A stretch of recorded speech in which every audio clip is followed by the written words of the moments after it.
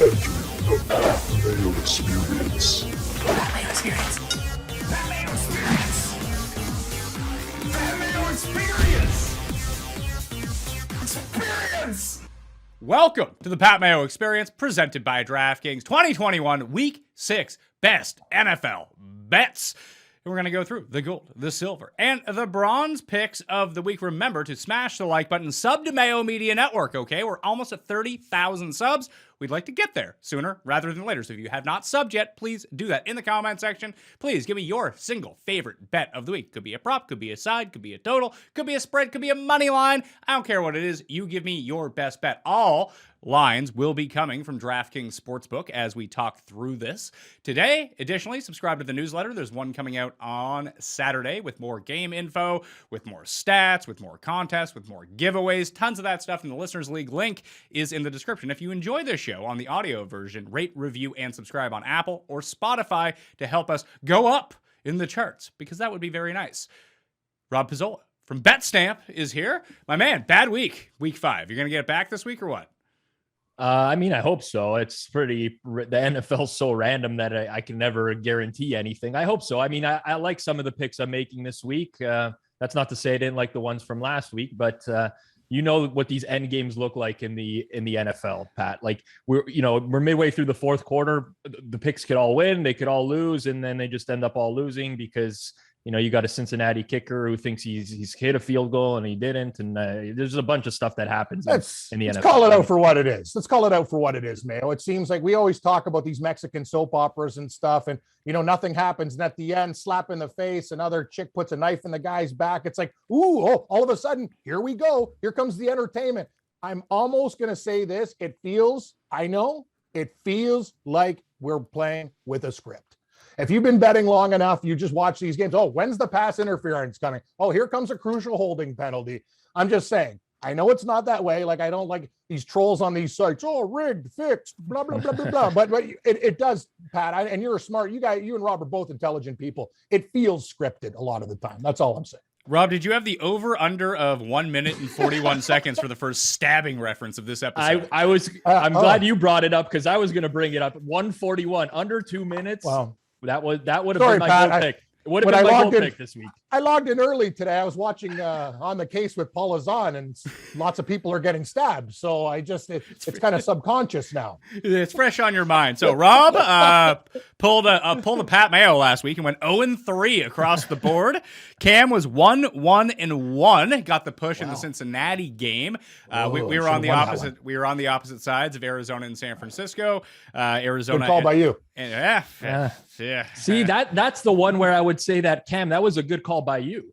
Like, San Fran didn't cover that game, but there's a lot of junk. And actually, to be honest with you, Pizzola, and I don't want to sound like that, I should have been 3-0.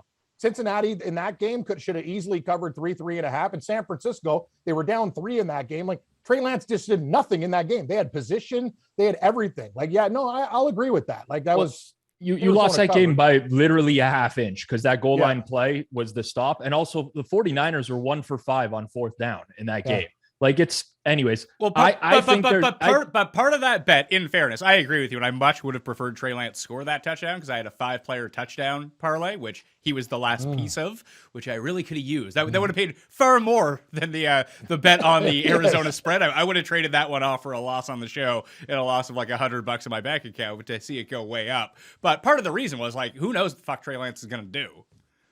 Oh, your reasoning is completely sound and logical, Pat. I'm not like denying that, but I think in the NFL, there's such thing as like being on the right side and getting the wrong result. And I think if you just break down that game and you look at the box score, it was a very, very even game.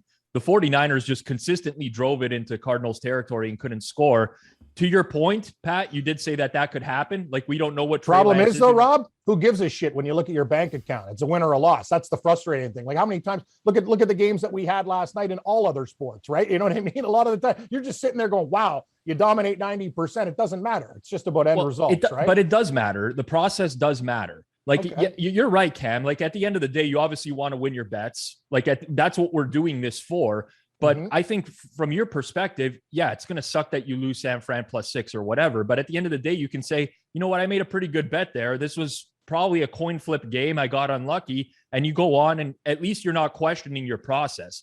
It's very different if that game loses, they get blown out, and all of a sudden you're like, well, what did I miss here? I got to go back to the drawing board type of thing. So I think that there is something to like the justifying that you made the right selection, even though it didn't go your way, because there's so much randomness in sports, not just the NFL, but there's a ton of randomness. Well, I'll give you a perfect example of this, because I have been on the right side of just ludicrous covers and breaks over the past like 5 days. It's been really nice for me. It's nice because you always remember the ones that go against you, and you so rarely remember the ones that go for you. That it's, you should take some time to acknowledge, hey, stuff really went my way here when it shouldn't have. So the Arizona game, I mean, that was basically a coin flip anyway.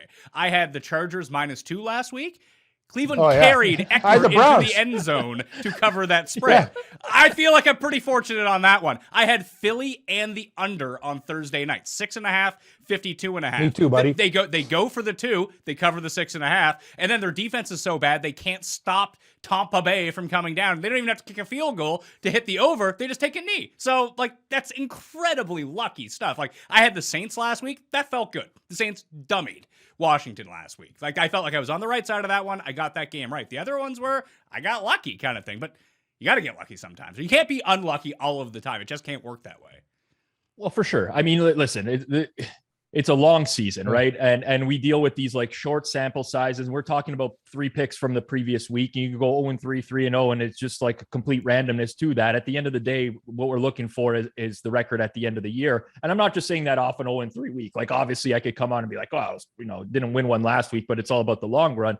But the reality is there's just like, think about the percentage of NFL games that come down to literally the last 2 minutes of the game and some random play that works in your favor or works against you. Like, you think about Thursday Night Football, in order for you to cash that under, you needed Tampa Bay to convert a first down on third down and not score a touchdown. And that's exactly what happened. And the second down play, Cameron Brate ends up short of the first down by like a half a yard. So just pretty much the exact only scenario that could play out for Tampa Bay not to attempt a field goal or to score a touchdown played out in that scenario. And like, yeah, I mean, you just chalk it up to like good fortune. And I think at the end of the day, for anyone who's betting on sports, you have to realize that sometimes it's going to work with you. Sometimes it's going to work against you. When it works against you, it's going to be very painful, and you're going to feel like shit whenever you lose a game like that. But in the end, it's just going to balance out in the world. Whatever. If you gamble long enough, there's people with real problems in the world. If you're crying about your beats, you're in the wrong business. Shut up. Yeah, right? You know what I mean? Like, you can get mad for a while, but there's people with real issues. And if you have extra money to gamble, you're not doing that bad anyway. So give your head a shake.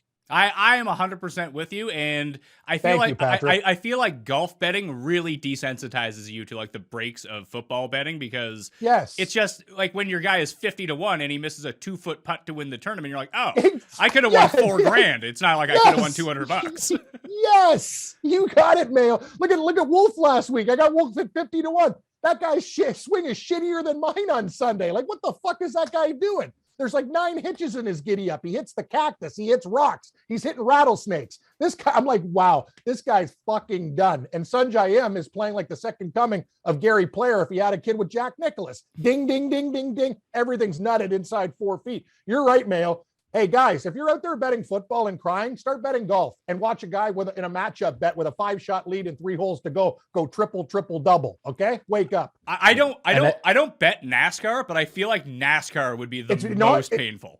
Good call, Pat. My buddy, Brian Blessing and all these other guys, they bet NASCAR. It's the same thing. You got a lead and the guy blows a tire. He runs out of fuel. It's like he's driving a Pinto instead of a car. All of a sudden, can't get over the line. Yeah, golf and NASCAR, very frustrating. There was 1 year of my life where I did NASCAR DFS, only 1 year. and at that time, I was putting a lot of money into DFS. But I'll never forget Kevin Harvick. I had, he was part of my lineup.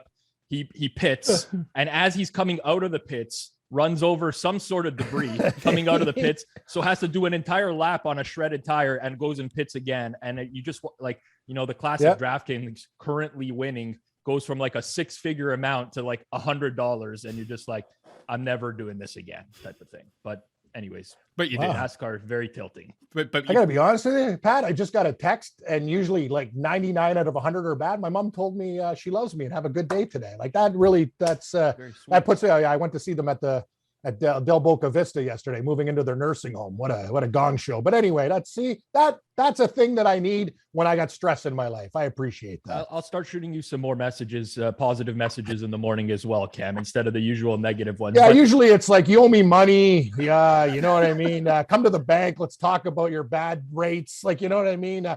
Rogers Communications, your bill is overdue. We don't want to take, action. Like, yeah, it's nice to get something, I love you or thank you or something positive for you. How did cooking for your parents go for Thanksgiving? Oh, amazing. Pizzola. Oh, yeah. Some idiot on Twitter's like, oh, yeah, Cam Stewart. He seems like a guy that goes out and never cooks. You got to heat the wings up at Costco. Okay, buddy. I just cooked a turkey dinner for my girlfriend and my family. You don't think I've ever seen an oven or a turkey? I stuffed it myself, too. Like, I don't know what it is, Pizzola, just because I go off. Like, people think I'm some kind of like invalid that can't do anything.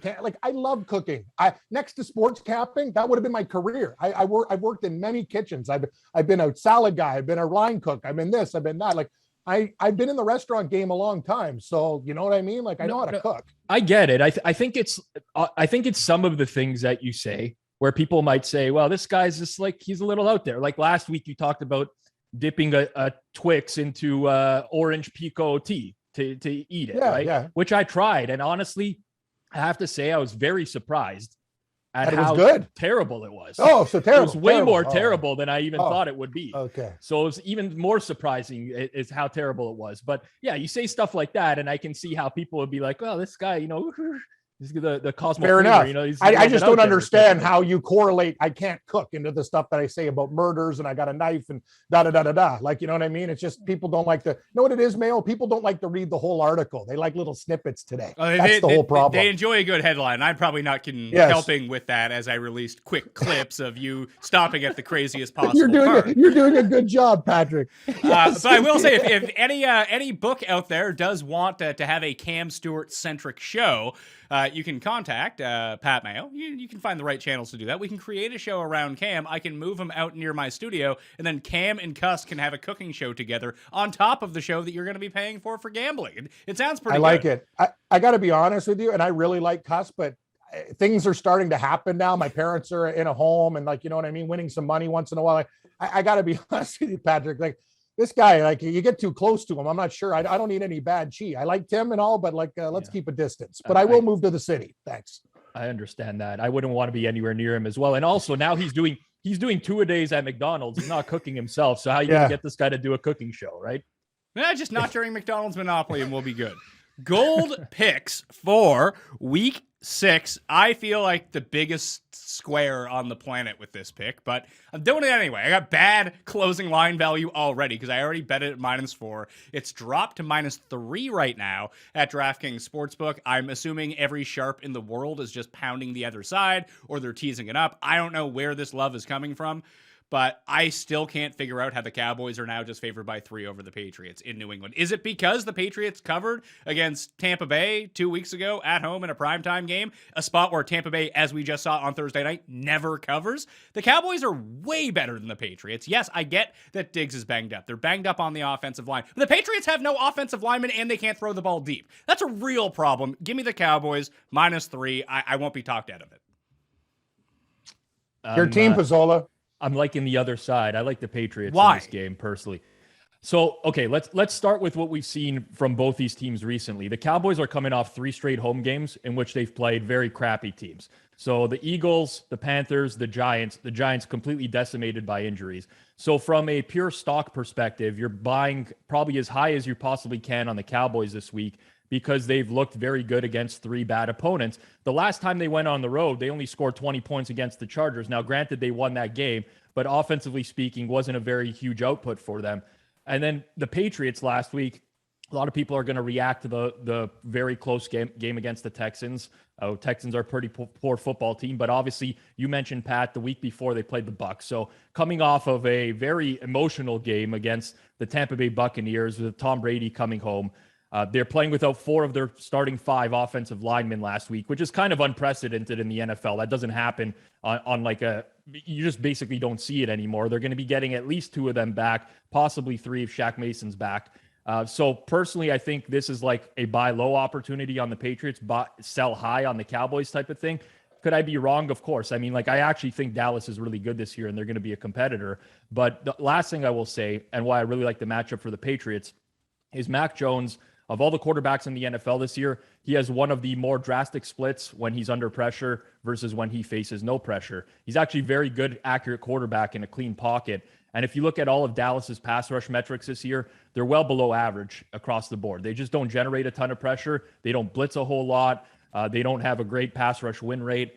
So in my opinion, I mean, the market's obviously starting to come down here. At 4, it was an absolute guaranteed buy on the Patriots. 3.5, I still like the Patriots. 3, I'm like, not so much anymore. Don't really want to take the worst of the number. But I do think that the Cowboys were inflated this week.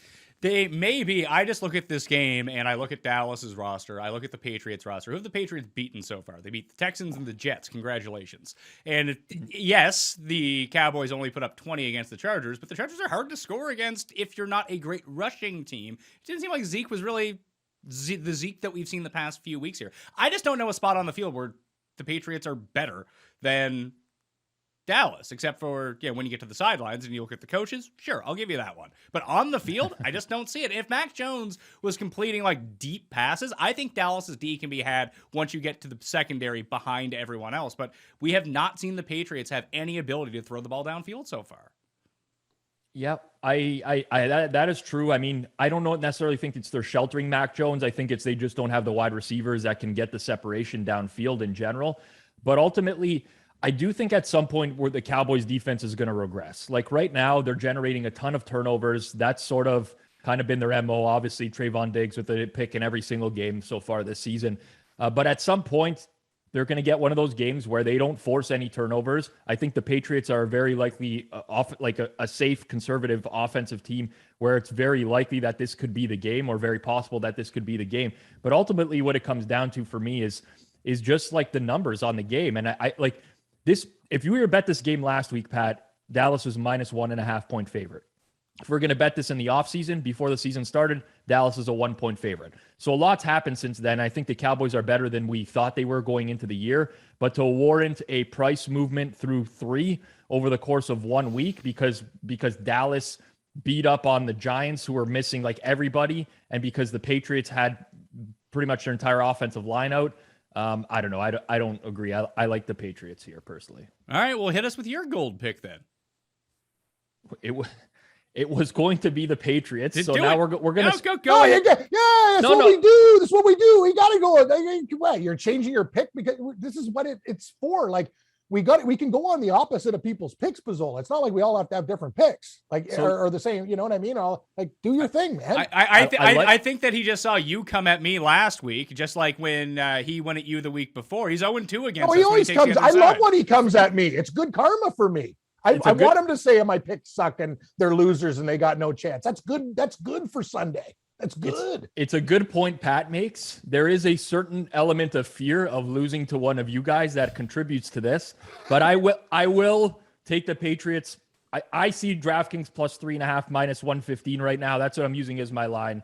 I like the Patriots for all the reasons that I just mentioned. And I mean, at least we can guarantee that a gold pick is going to win this week. That's the attitude. We'll look at the positives for this one, but yes, New England plus 3.5 gold pick. All right, Dallas -3.5 for me. Cam, let's hear it. Who's your gold star pick? Pat, I got a theme for you guys this week: animals and house pets. So we're going with dogs and cats, but I'm going to take a mean Jaguar to start things off with my gold pick. I like to be stupid. You guys know I like to look at the board and go, what's a Cam type of game? Jaguars, Dolphins? That's got me written all over it. Toilet bowl stink. And I'll tell you something. I don't care. Hey, Tua, I hope you start over Brissett. I really don't care if God starts for the Miami Dolphins. This could be the spot for the Jacksonville Jaguars. Khan, the owner, his British ties, all this stuff, it's all coming together. If Trevor Lawrence does not throw pick sixes in this game, I think Jacksonville wins outright. I will take the 3 points. I like it better at 3.5 when I bet it earlier in the week, but 3 is fine. I will take it. The Jaguars are in a good spot. Robinson's a good running back. And you know what? Let's be honest, guys. The Miami Dolphins have regressed. They've regressed in a major way. Jacksonville is not a great football team, but I think they're in a good spot. Game hidden in London. This is the perfect type of Jaguar game to get it done. Overseas, nobody watching. Give me Jacksonville in an upset. They win outright. I'll take the points. I'll take the money line. Wow, wow. Mean Cats. Give me the Jaguars taking a nugget out of that Dolphin. I like it. I'm on the Jags this week too. Like Thank you. Devontae Parker traveled with the team. No word on whether he's playing. Will Fuller is Who out. cares? We don't know if it's Tua or Brissett, but either it's Tua coming back with sore ribs or Brissett playing on a hurt hamstring. Xavier Howard's not even practicing at this point. Maybe that's because of the travel, but it just seems like Miami is critically banged up at this point. Yeah, I agree with that. And on top, like Miami needs to hire an offensive coordinator, right? Like Brian They have Flores two. is They have two offensive coordinators. Yeah, two offensive coordinators equals none's offensive coordinators. Exactly. Mayo. That's Cameron. the problem. Yes, that's the problem. I mean, I agree with you guys. I mean, I don't love it at 3, but I could not lay the points with the Dolphins here. I think it's a Jags or nothing type of game. And Cam, you made a good point about Trevor Lawrence. If he doesn't turn it over, which has been a problem this year, we have to point that out. But the reality is the Jags can actually move the ball. Yes. And they have been doing that a lot this year. It's the turnovers that have been killing them. The pick 6 against Arizona is one that comes to mind. For Tennessee, they were driving a well many times. Right. So at the end of the day, Miami just doesn't have the same defense anymore. They are not generating a pass rush in general. Xavier Howard, as Pat mentioned, potentially could miss this game as well. Hasn't been practicing, which would be a big blow for them. So I agree. It's Jags or nothing.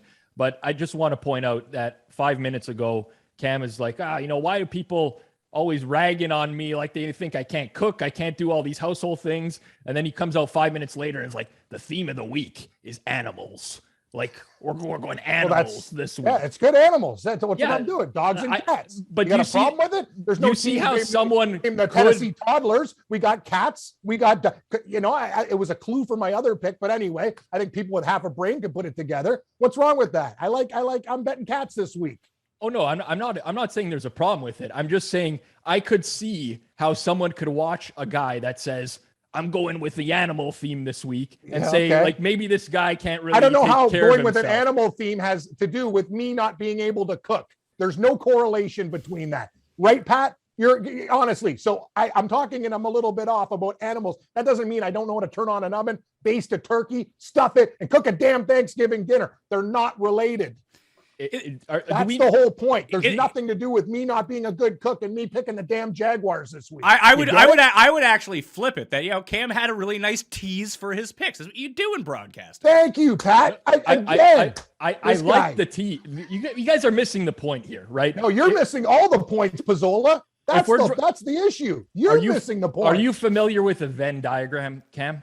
I don't know. Okay. Here we go. Now you're throwing this stuff at me. Okay. If there was a Venn diagram of people who would the Venn diagram's the circles, and where they overlap is like like the Olympic rings. Yeah, exactly. Yeah, that's a good way of thinking about it. Thank you. But if you were to do a Venn diagram of people who are going to tease their NFL selections by saying I'm going with an animal theme this week, and then do another circle of people who can't take care of themselves or can't cook, I think there'd be a strong overlap of those two. Like the circles would overlap in a large way. So I can understand why somebody might make that comment based off of your, I mean, I'll leave it at that. I think you're full of shit in this rant. You have no bias to it, but I'll let it slide. And I do like you. We come at each other on the show. We do like it. It's like we're the odd couple. Like imagine we were roommates, Pizzola, it'd be insanity. No, I couldn't do it. I couldn't do it either. But anyway, we still care about you. Yeah. Okay. Anyway, I'm not Olympic rings. I know to turn on an oven, and I like the Jaguars this week. Thank you. Pizzola, silver pick for you, sir. Silver pick. I'm going to take the Cleveland Browns -3. Damn, I got this one on here too. You stole my theme. You stole my theme. Dogs. Remember Romeo Cornell? Down boy. Dogs and cats. Yes, you did, but you said animal theme, so it could easily have been Cardinals. No, I like the Browns. I just looked at the most like public underdog here. I just assumed you were taking the Lions. Pat, we haven't hit the rest of the minerals yet. Anyway, continue with the show. Yeah, so listen, the Browns Cardinals game has shifted pretty drastically over the course of the week when you think about what Cleveland, the first injury report that came out for Cleveland was an absolute disaster. And now all of a sudden, all the cornerbacks that they were expected to miss are all practicing. Myles Garrett and Jadeveon Clowney are practicing. Like these guys are going to play. So they have a pretty healthy defense finally. And Arizona, they now lose Chandler Jones, who is by far one of the best pressure guys in the entire league. They lose their center, Rodney Hudson, who's one of the best pass blockers in the entire league. And you have Kyler Murray, who was getting a bunch of shoulder treatment last week against San Fran, on his throwing shoulder, banged up. Now you add in the fact that this could potentially be a win game. We're looking at 20-mile-an-hour winds in Cleveland. That favors the Browns heavily because they can run the ball very well. And Arizona, in my opinion, is not built to defend the run just in general. So I get it. The Cardinals are 5-0. People are very excited about this team, but like they're not an elite team. Like we got to pump the brakes a little bit. I still think Cleveland is a better team overall than Arizona. For those reasons, I like the Browns -3.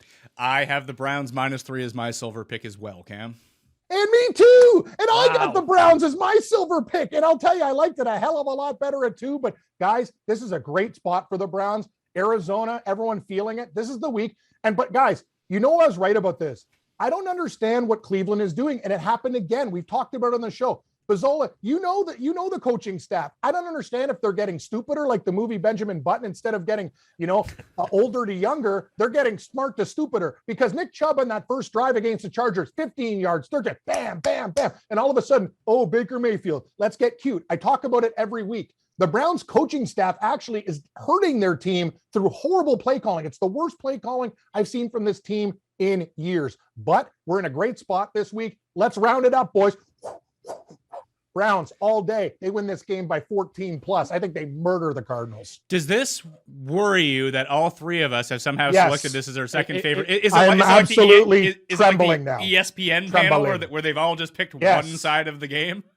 If I was watching this video, I would open up a sports book and bet Arizona +3, unload immediately. I agree. Come see your banker and get a loan. I think you hit on the key thing. So there's two things that worry me about the Cardinals right now. I think long-term, if Kyler can get right, then they're going to be fine. But we saw this last year, Rob. The moment Kyler got a slight injury, and he has not been running at all. The throwing hasn't been great. He's thrown 3 touchdowns the last 3 weeks.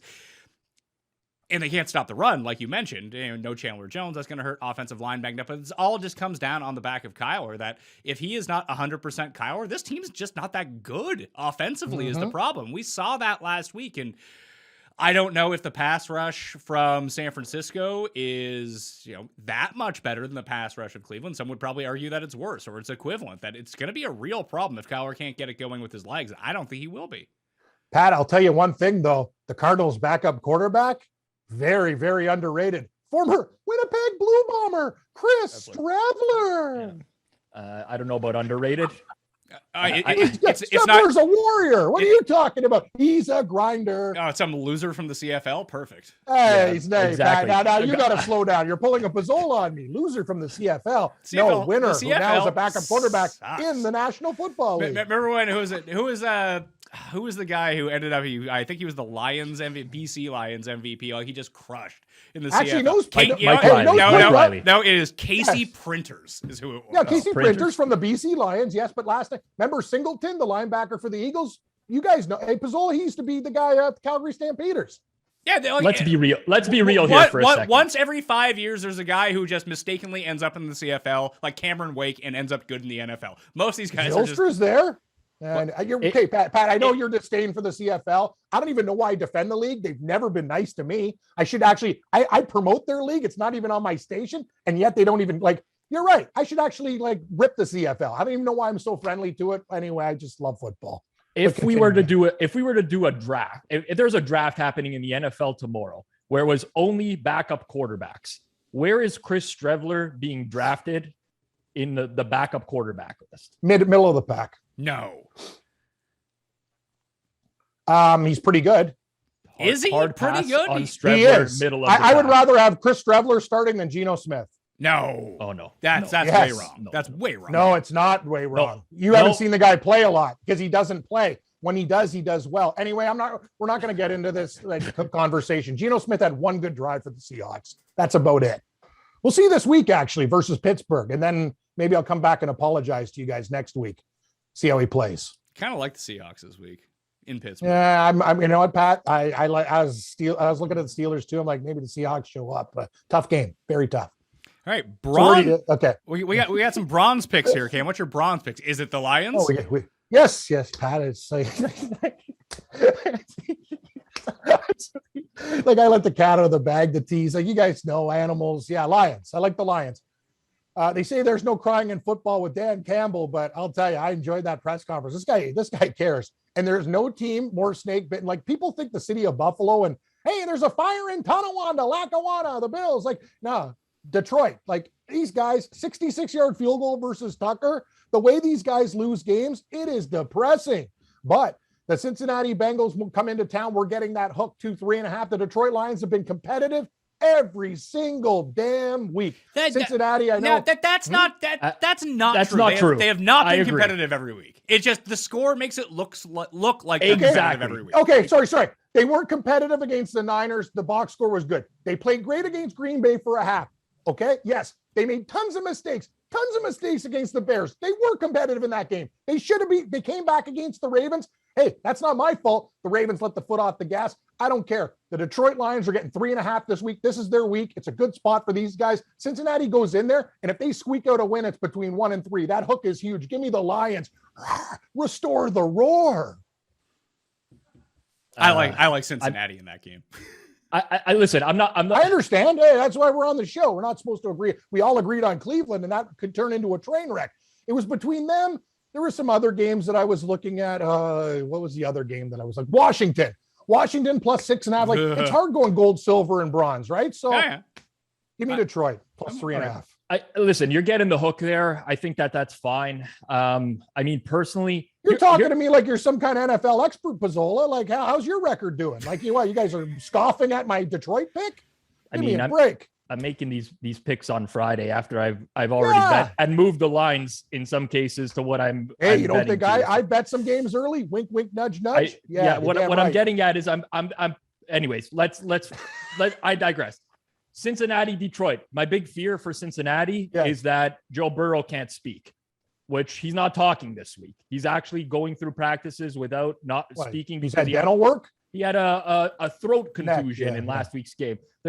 What is that's a very weird. You remember when you play Madden back in the day, the early Maddens, and you'd always have a player leave the game with elbow bursitis or something like that. It was like an injury that never happens in real life. But it hurts though. When I played hockey and a guy stick me in the throat, it's a nightmare. It's a nightmare. You know what I mean? The guy can't speak. And you're almost swallowing your tongue. It's not fun. Listen, if that guy's going to go into Detroit to try to call audibles at the line of scrimmage and he can't talk, it's going to be a problem. So that's a hesitation with Cincinnati. But I think that people are giving the Lions too much credit for a lot of these reasons that you actually just mentioned, Cam. But it's people they're playing for Dan Campbell, he loves this team. Most of these guys are playing for their coaches. It's not like the Lions have some extra motivation. And on top of that, these covers are so misleading. The San Fran one, they recovered 2 onside kicks. Give me a break. They covered the game with 2 onside kicks. Fair. Baltimore, how many times is Marquise Brown going to drop a touchdown pass for Baltimore in that game? 3. And then, or 3. Yeah, 3, exactly. And then last week against Minnesota, they were horrible. They couldn't do anything. Yeah, well, they're horrible, but they always seem to come back in these games. Maybe Minnesota's horrible because you can't cover 10 against the Lions. Well, we might get to that here in a second. Maybe Minnesota's not good. I would say that the Vikings have been hosed so hard this year. That Madison fumble last week that gave Detroit the red zone possession late in the game. The guy's forward progress was stopped for 5 seconds while every single Lion player was trying to rip the ball out. I've never seen that happen before. Them not blow a play dead like that, especially for a home team. Anyways, I digress. I think the Lions stink. 2 of their starting 3 cornerbacks right now are undrafted free agents from this year. They have nobody on defense. I don't know how they cover the Bengals wide receivers. We'll I really don't. That's why they play the games. See. That's why they play the games. 3.5. Yeah. I don't know what else. I don't know what other game because it's tough board. If you guys can, what other animals are playing this week? We can find another animal this week. No, I was looking for bear. Oh, yeah, actually, I was looking at the Bears. What about the Broncos? Fierce animals. The Broncos, the Bills. These are all animals. Actually, no. Broncos equine. That's the horse. Not necessarily. That's not from the animal. You don't think that a horse is an animal? It's an animal, but it's equine versus cats and other. It's different. But you called this an animal theme this week. You didn't say I'm doing a cat theme. In a court of law. Hello, Mr. Pizzola.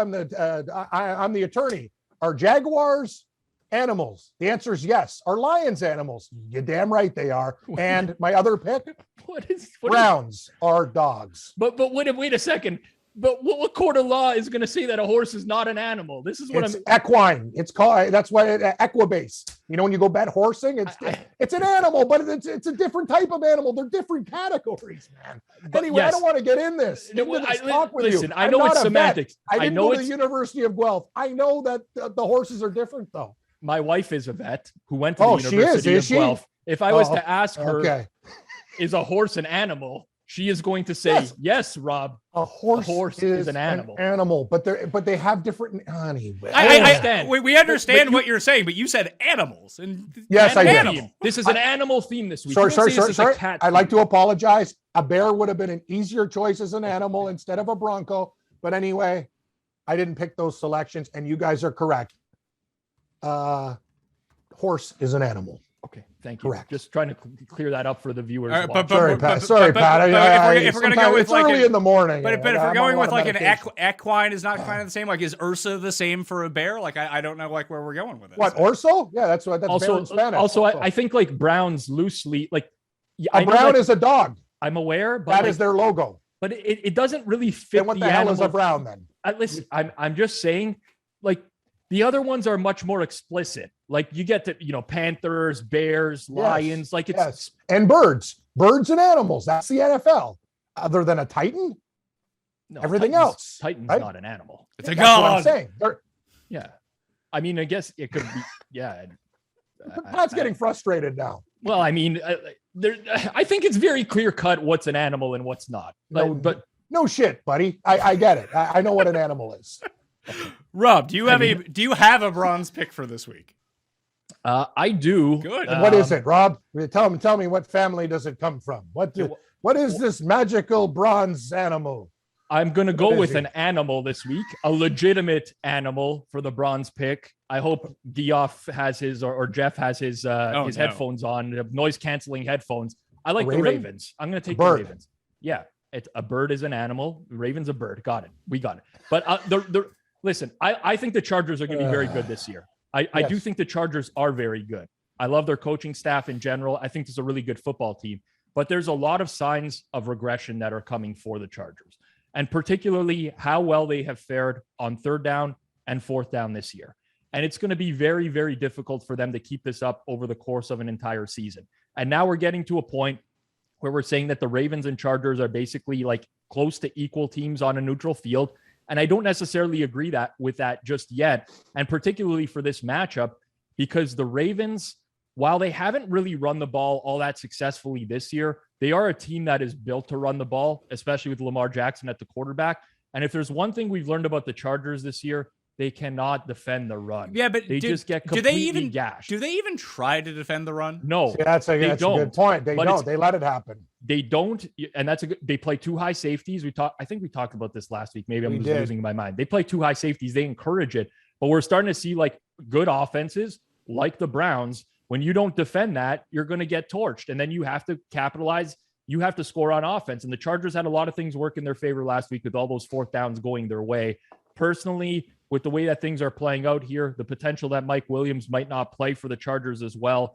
I just think the Ravens should be a 3-point favorite here, 2.5 to 3, key number in the NFL. So I'm going to make the Ravens my bronze pick. So it's funny because I bet the Chargers when I did the Monday show. I bet 2 games that I gave out, and it was the Dallas game and the Chargers game. And the Chargers at the time were plus 3.5. I was like, that seems like a really big number, and it's not going to stay there. I don't love the 2.5 anymore, as weird as that sounds. Like, I feel like if they lose by a field goal, it seems like a way the Chargers would lose, put it that way. By a field goal in a game they probably should have won against Baltimore. I actually do like the matchup for the Chargers a lot. The Williams thing is a bit terrifying, but where the Chargers are going to dare the Ravens to run, if they can just, even like what we saw with the Browns last week, they give up too many chunk plays, and that's going to happen with Lamar. But I don't know if that's going to happen with Devonta Freeman or Latavius Murray or Tyson Williams or Le'Veon Bell. Like, the quality of running back just isn't there. And sneaky fun fact about the Baltimore secondary, it's trash. And the Chargers are going to exploit it, whether they have Mike Williams or not in this game. So I think it just ends up becoming a boat race. And I think that when it comes down to it, and we even talked about it last week, and you were right, Rob, Stefanski made some nice decisions in that game until they had to ice the game, and then he made the absolute wrong decision. That's my whole thing. Yeah, it's my whole thing, Pat, is like they run Chubb, and I understand like fantasy owners, like I got Nick Chubb and whatever. I get it. You like Kareem Hunt because you want to save Chubb for the playoffs, but I just don't understand. Cleveland is a team, to me, a lot of the time they have things working, and it's almost like the guy who outsmarts himself. Oh, let's try this and let's do this. And you know what? You have games in control and you lose control of games because you get cute. And in football, you know what I mean? If it's working, you keep on doing it until it doesn't work anymore. That's the issue I have with the Browns. Their coaching staff is really screwing them. They have a good game plan and they get out of it. And they get out of it all the time. And it's a big issue. Trust me. I'm going to respectfully disagree with that. Oh, okay. I think the Browns have one of the best coaching staffs in the league. Really? I'm not saying this to no, on paper they do, but they're not executing it this year. Just because you're a smart guy, all of a sudden you found a girl, you're doing drugs, and you're not showing up for class. That's what's happening right now. They have the brain power, but they're just not doing it. Pizzola, they're actually, watch your Browns. I've watched every one of their games this year. They are dominating on the run with Nick Chubb, and then all of a sudden it's like, oh, okay, let's put it in the hands of Baker Mayfield here. Have you seen the receivers? Well, I mean, hold on. Note on that: Jarvis Landry might be back this week. He's been activated. Who cares? Yeah, he better. I wouldn't say who cares. I would say that's a big boost to their offense. You're right, Pat. But I'm just saying. I love Beckham. I want the ball more. Well, get open. Well, listen, we're blaming. We're putting blame on the Browns coaching staff for Baker Mayfield not being able to hit a wide open receiver. Like, the reality is Mayfield has not been good this season for the majority of the season. And what the Browns do a lot of is they run a lot of play action, which really works to their strengths. They've had open receivers. We're down. The Browns are 4-1 this year. I mean, they're look at what they did last year. 3-2. Yeah, either way, the coaching staff, in my opinion, I think Stefanski's one of the best coaches in the entire league. I love the way they run their offense. I think they are very good from an in-game management point of view. Like, how many coaches last week would have been as aggressive against the the Chargers are going to be aggressive. How many other coaches would have been aggressive against them? Like, you look around the league, it's basically no one at this point. This is one of the problems that I have with Baltimore this week, where Harbaugh is an excellent coach, but he shows weird inconsistency of when to be aggressive and when not to be aggressive. And I just don't have that worry about the Chargers whatsoever. If anything, they're too aggressive. Like, they could have blown 2 games by just not taking a knee at the 5-yard line twice. They've given the ball back to their opponents, and it helped us cover games. That's excellent point. But why are we? I get you don't trust your kicker, but listen, you're not going to win a football game if you can't make a 22-yard field goal. Like, what are we doing here? Agreed. But Staley has made. I think Staley's amazing, just in general, just in terms of in-game decision making. But he has made those 2 costly decisions. I completely agree. Handing the ball off to Eckler last week made absolutely no sense. 0 sense. If you're going to hand it to Eckler, you got to tell the guy, like, you cannot go into the end zone. You are taking a knee or you're going down immediately as soon as somebody touches you. They should have just kneeled on the ball and kicked the field goal to win the game. We all know that. They gave the Browns a chance to win that game when the reality was they were 99% to win. So I agree. And I think in hindsight, Staley would agree that was definitely the wrong call. But I love coaching staffs that are aggressive just in general. Like, how many times can we watch a team punt on 4th and 1 from they take delay of game penalties on purpose? I know they do. They don't have enough space. Watch the Seahawks game. Pete Carroll's the worst coach in the league. I'm just telling you, I think, as I said about the Cleveland staff, is they're very, very bright, but I don't like some of the things that have happened. And I do agree with you, Pizzola. I'm just saying, I think I look at things both ways, and Baker Mayfield has been bad. His accuracy is horrible. I'm just saying the staff, sometimes things are working and they get out of it. That's all I'm going to say about that. But I totally agree. Pete Carroll, I can't believe Pete Carroll's still employed. And you guys know I could coach this team. Like, this guy is killing the Seahawks. Like, he's so bad. I don't even know where to go. I cannot wait to see Russell Wilson in another uniform. It's going to happen next year. He's done. It's a shame that he's had to put up with that for so many years. And the fact that the Seahawks only won 1 Super Bowl with that defense and with Russell Wilson is a testament. They should have 3. People defend Carroll because of that. They're like, well, he's got the Super Bowl ring. It's like, well, the guy should have had at least a couple with that defense and that quarterback. 3 would have been about the proper number. What a joke. He's too. I mean, it's hard to make in-game decisions. He's doing his own research on 4th down. seeing how that's working out. Yes, His fun. quotes are hilarious too. Like his quotes just are like He should be a motivational speaker. That him and Richard Simmons just go out there and you got a weight problem. Send Pete Carroll to your house or whatever. Like not football coach, enthusiasm A+.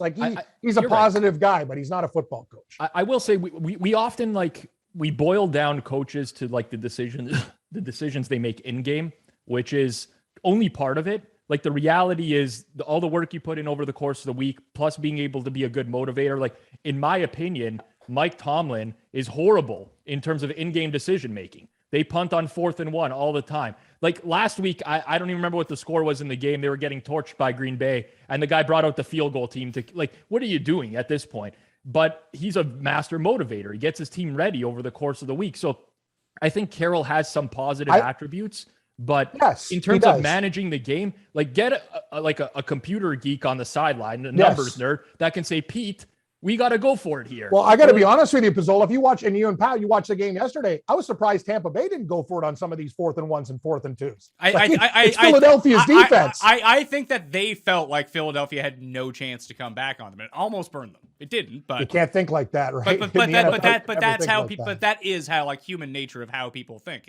It's like how Philly went for the 2 on the touchdown because that is the proper thing to do. You score another touchdown, you win the game. And if you don't get it, you can still score a touchdown and tie the game up. You're putting yourself, you have the information at hand now. And that's why you go for the 2 in that situation. So I think that the Eagles, despite the fact that they seem to have no talent, Hurts probably isn't the answer. And I don't know if the coach is any good, but he seems to make right decisions. No, it is. The Eagles have the same play. It's just so like you watch them. It's like, how are these guys? Long bomb, this play. I'm like, what the hell are these guys doing? It's the same stuff every drive. Pizzola, have you ever seen a team with this kind of playbook? It is ridiculous. I think a lot of it is Jalen Hurts, to be honest, because it seems to me like he goes through a quick read. If he doesn't have it, he immediately rolls out to his right, and the whole play breaks down all the time. And I don't know, like the Eagles coaching staff, I think they figured out that they need to pass the ball a lot, which they're doing at an absurd clip. Now it's too much. But it's kind of too much. Honestly, it's fine against Tampa because Tampa is going to defend the run really well. There's no point in running on them just in general, in my opinion. But I think like Hurts is not the quarterback you can do that with necessarily. Like he just doesn't have he can't sit in the pocket and throw a ball in the middle of the field. He's just really quickly scrambling all the time, and it's hard to watch, man. The Eagles' offense, until they're trailing by like 3 touchdowns, they're very hard to watch. Yeah, I mean, Rager pulls down like 2 of those balls that hit it. I know they were tough catches, but he pulls down 1 of them or 2 of them that hit him in the hands. Like those are huge chunk plays. Mm-hmm. They are. I mean, it didn't help that they're targeting the only cornerback that the only good cornerback the Bucks have that's healthy right now. They're throwing at him the entire game. Jamel Dean is the only Dean's good. Murphy Bunting is on IR. Carlton Davis is hurt. Richard Sherman pulls a hamstring on like the first drive. They literally have no other cornerbacks other than Jamel Dean. And all Hurts is doing the entire first half is throwing at Jamel Dean. Like, I do not understand.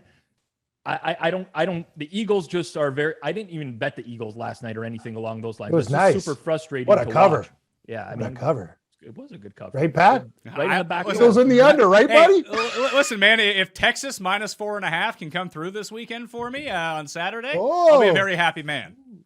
Nice. The Longhorns. Hey, Pizzola. He's dipping his beak in college, as you like to say, on top of listen, it. I haven't watched 1 second of college football. Raza told me, I was like, Raza, you tend to win these bets. I'll just blindly tail you. Interesting. If we were doing a gold, silver, bronze for college football, would the Longhorns fit your animal theme, Cam?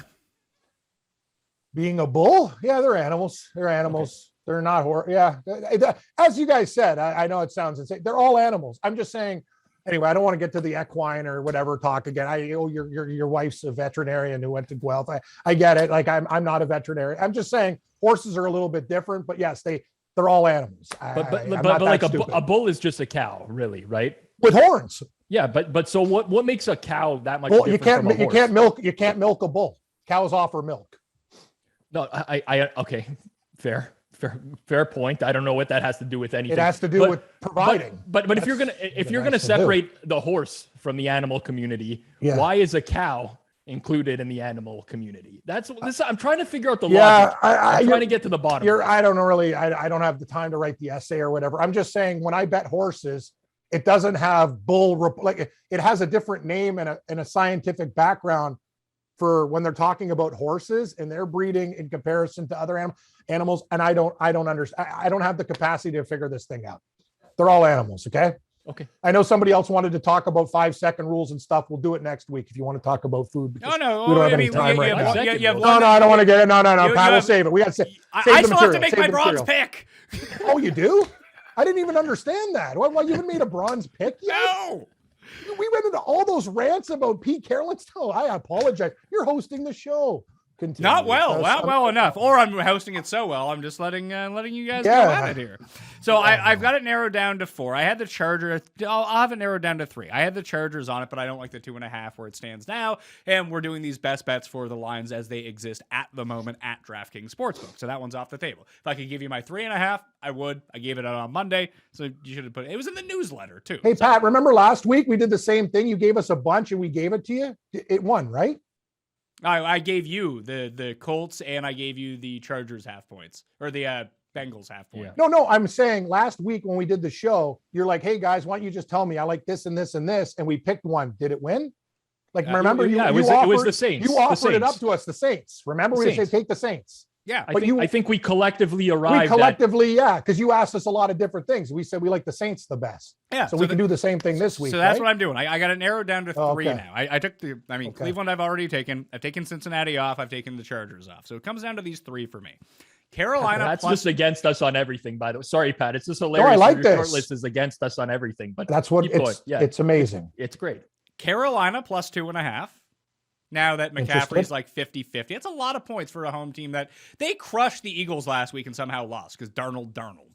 And if you can just get back to being like, okay, again, I'm not completely sold on the Vikings team. The Panthers have the best pass rush in football so far. The Vikings can't block. That's a real problem. If you look at the splits for Justin Jefferson between being indoors and outdoors so far in his career, it's not good. So probably not the impact that you would want Justin Jefferson to have. Even in the Dallas game, like it comes down to Darnold not being that good, but he had open guys downfield. Robbie Anderson just standing there by himself for 6, like twice in that game, and just overthrew him both times by a lot. So you have to, I guess, factor that into it when you're talking about Darnold. But I like Carolina here. I like Buffalo on Monday night 5.5. Like, I'm just going to keep riding the Bills. Like, it's like they haven't adjusted to how good the Bills are yet. And the Titans stink. Like, they are not good, and they don't need to be good, and they're going to win that division. And maybe they'll get healthier and better. I know Julio is going to be back. It's another week with A.J. Brown, but the Bills' pass rush has been really good. The Titans, another team who can't block. And I think the Bills are just going to be like, you know what, Derrick Henry, run for as much as you want. We saw this game last year on a weird Tuesday night, and Tannehill threw all over them. They're not going to let that happen again. I just don't think that the Titans can stop anyone, let alone the Bills. So that one's on it. But the one that I have the biggest lean on right now, I like Vegas plus 4 against Denver. Okay.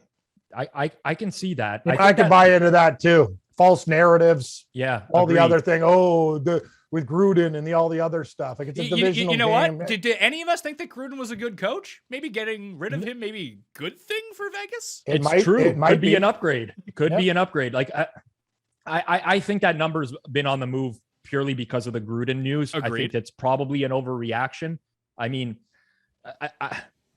Teddy Bridgewater too. Raiders as well. Like, Bridgewater has this great career against the spread record people always reference, which you can't argue with. He's been a covering machine, but I like him better as an underdog than as a favorite. Agreed. Yes. That's exactly what I was going to say. I would, in the reverse situation, I'd be all over Denver. Oh, obviously I would be, but like, that's just a situation I'd rather back the Broncos in when they're getting points. These ones where they're laying a number, I don't see enough separating these two teams right now to warrant a 4. And how good has Denver looked against like competent opponents? Like Pittsburgh's not even all that competent. Yeah, I agree. Like, I also like that Mariota's back now, just in case we get like Carr's been pretty banged up over the last couple of weeks. He's been taking some hits, staying down. At least they have like a competent quarterback where if it gets to that situation, Mariota can cause some problems as well. All right. So I'm going with Julio Gangster's Paradise featuring LV +4 as the bronze pick of the week for myself. I'm now 1-4 in bronze picks, so I'm feeling pretty good about myself. Off the schneid. Like, I got my first silver and bronze last week, so I'm just due to go 0-3 again instead of going 3-0. But all right, I like it. I just want to win a pick. Really, is what it comes down to. That would be just nice. one. That would be like nice. I just don't want to have an 0-3 week like this. It's really depressing. No, it is. It really, yeah, it's not fun. Pizzola, the NFL can really beat you down. I know Cam has to go, so I'll throw this to you, and maybe you can save your take for next week. But you're in on the 5-second rule, right? Like 5 seconds, fine. Like if you know where it's dropped, it's in your car. Yeah, whatever.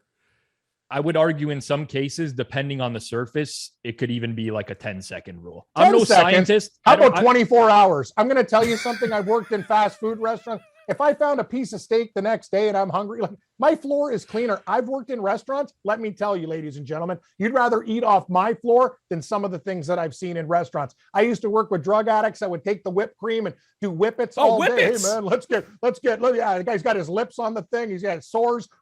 Hey, what? We need a couple pies here, guys. I'm like, dude, you can't be doing that to the aerosol cans and using the stuff to put out whipped cream on pies. Like I'm telling you, I would rather eat off Pizzola's floor, your floor, and other floors than the things that I've seen at fast food restaurants. Sorry, Pizzola. I know you're giving. I can already see you. Don't worry about it. My floor's fine, and you go on it. You can eat off it. Who cares? I have a dog that has 2 coats of fur, and he's just dog hair everywhere. Well, you're not going to eat off my floor. I don't have any dog hair rolling in my morsels. Listen, that's the thing. I don't.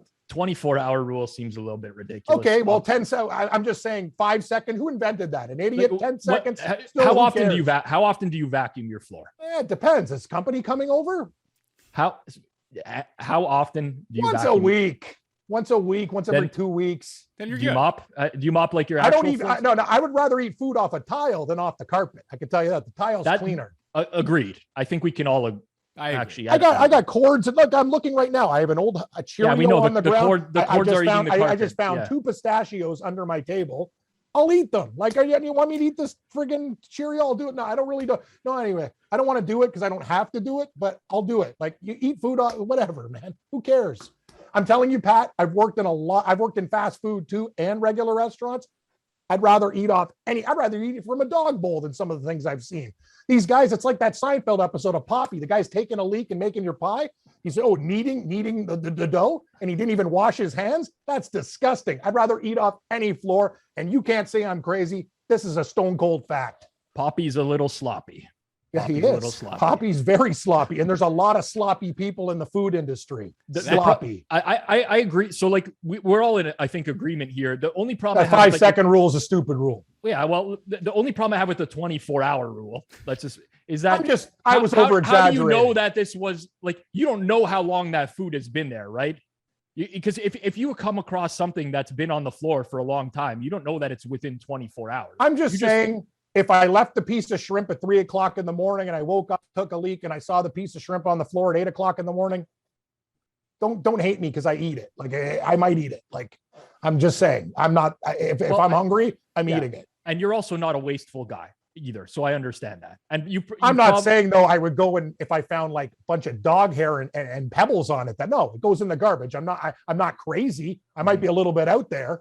It's kind of like George Costanza. Would you eat the eclair if it was on paper in the garbage? It depends how full the receptacle is. If it's a fresh bag and it's in there, who cares? It's just like eating. Yeah, but that actually can't technically happen because if it was a fresh bag that was in there, you wouldn't have like it'd go to the bottom. It would be at the very bottom. It'd be really tough to get to, and you probably wouldn't even see it. It has to be on. Like if it's on like an old newspaper, yeah, why not?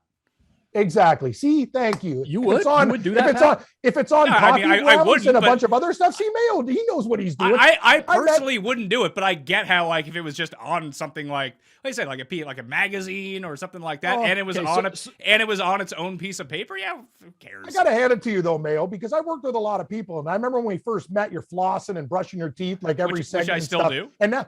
No, which is so smart because I look at other people's teeth and I'm like, wow, they're yellow. They're going to the dentist. Like all that stuff that you did. I'm like, wow, Mayo's really got a thing for his teeth. That's why you have beautiful teeth and you don't have to pay to go to see the dentist. Smart. I'm very jealous of Mayo's teeth because of course, because he takes care of them, Pizzola. Well, but he also drinks a lot of coffee and I drink a lot of coffee. I drink a lot of coffee. I smoke a lot of cigarettes and I drink a lot of red wine. That's why he's always attacking his teeth. every segment. This is why the Mayo Media Network stock is through the roof right now. Yeah. Because of his teeth. They're beautiful. Hopefully that's the case. My orthodontist, who I growing up would probably have a great. Maybe he'll just be like, "Thank you, Rob, for saying." I hate orthodontists, to be honest with you. Yeah, it's not great, but you know what? If you're ever on the fence about getting your kids braces when they're like 14, do it. Yeah, it's a good point. What about these new tools, though? They have aligners and stuff now. They're very expensive. Do they work? I have a permanent retainer on the bottom of my mouth. I have like a wire that's Is it plastic? It's plastic, no, right? It's like a steel thing. I have like these little toothpicks. I got to constantly. What a disaster! Like, that's the thing. Like you get meat caught in those things. That's the whole problem. Like I'm getting older, and people don't know when you get older, you get meat caught in the back. And I used to always say, "Wow, these guys are using a lot of toothpicks." Now I understand why. Every time I eat something in the back molars. Yeah, but you know what I mean? You don't want to use toothpicks. They're bad for your gums. Really? Oh yeah, God! No wonder I got bleeding gums. Toothpicks are horrible. Use floss or use the spray floss. But floss. The nice thing about a toothpick, that stuff. I have one of those water picks, which is nice. Like after I eat lunch, I can quickly use one of those. But I have toothpicks at my desk because it's just easy at my but it's not easy though, because you might feel like you get some of it out, but all toothpicks do is both puncture your gums and just compress the stuff that's in your teeth, so you just don't notice it anymore. You're not actually getting it all out. Yeah, it's a real problem. I got a real problem with back molars these days, and when you're sleep, there's nothing worse too, Pat. It's dangerous when you sleep too, with that meat and that stuff lingering in your back molars, like. You're moving around like no, people don't understand. There's a lot of things that can kill you. And I'm not talking about knives. I'm talking about food in the back of your teeth. And I found another dangerous food that we need to talk about. Popcorn. Popcorn is so dangerous. It gets caught on the top of your tongue. Like that's why they don't serve grilled cheese in senior homes. It could kill you because you get like they don't serve it because it's very dangerous. It's hard to swallow. Popcorn is the worst. It is we're going to have a whole episode about this. I want to tell everybody I'm going to rank dangerous foods, and popcorn is a lot higher than you think. I almost choked to death on popcorn. It is so dangerous. That's a good tease for an upcoming show. BetStamp. It's true though. BetStamp.app. Rob Pizzola, tell everyone what's going on over there.